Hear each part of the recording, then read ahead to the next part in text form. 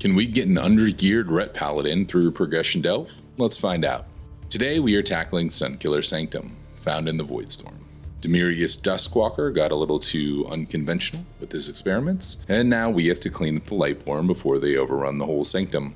We're running this on an eye level 238 Ret Paladin at a Delve tier 8. The suggested eye level is 244, so we've got a bit of a challenge ahead of us. Joining us as our companion is the iconic rogue Valeera Sanguinar. Seeing that we are a bit under the power suggestion, we're going to try something a little bit different. We're going to swap her out from our normal healing spec to a tank.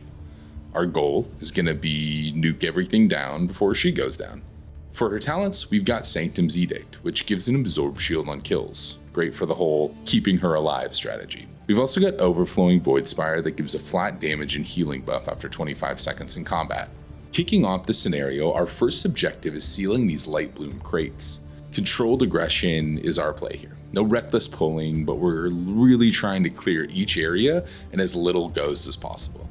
Ret's rotation revolves around Wake of Ashes, a 30-second cooldown. That should work really well with our timing as we move room to room. These mobs definitely have substantial HP, and Valeera gets quite low on some of these pulls, but we've got Sanctum's Edict shielding, and that's giving us just enough padding to get by. From a damage point of view, Divine Storm and Wake of Ashes, our AoE abilities, are really doing the heavy lifting here. We've paired the new Light Within Apex talent with the Art of War option, focusing on auto attacks. We've also taken the Zealot's Favor talent to give us a little bit more value out of that Art of War choice. Moving on to our next objective, we're fighting through one of the tougher rooms in order to get the Sanctum security panel turned on. It got a little dicey, but we were able to clear this room. We've got the security system back on, and we're kind of in the final stretch. Our pulls are going smoothly. We're really trying to stay out of the light pools on the ground, not take that AoE damage, and really focusing on kicking some of these more targeted spells. Our next goal is making sure we've removed sufficient light and void threats from the Sanctum, really focusing on those smooth, consistent AoE pulls to get us through these packs quickly.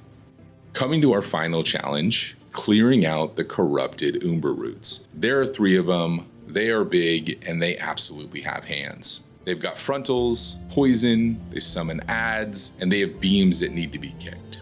There's a lot going on in these fights. We're really trying to find our rhythm in the attack, making sure we're dodging the pools, we're focusing adds, getting them down to a manageable level.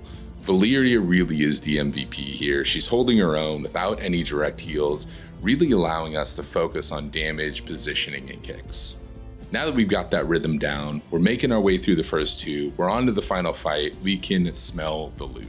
Gonna toss a few heals to Valeera and a Blessing of Sacrifice before the final fight, just to be safe, and before we know it, we've cleared up Demirius' mess. Well, at least for now. We got lucky on the loot with the trinket upgrade and a nice ring from the Bountiful Coffer. This will really help us as we gear up to continue our progression towards that end goal of tier 11 delves. Thanks for watching, and join us next time as we tackle new dungeons coming to midnight.